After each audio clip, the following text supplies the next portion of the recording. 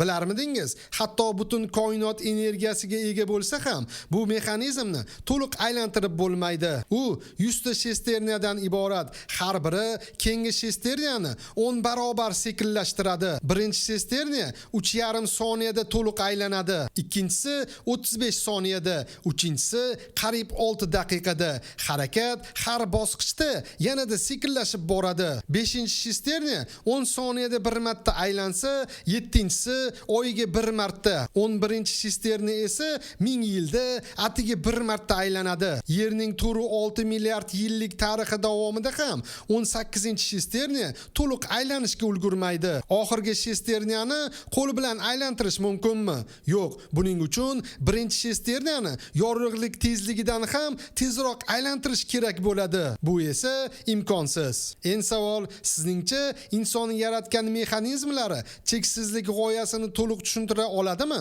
Fikringizni kommentariyada yozib qoldiring. Bizni yo'qotib qo'ymaslik uchun like bosib, obuna bo'lishni unutmang.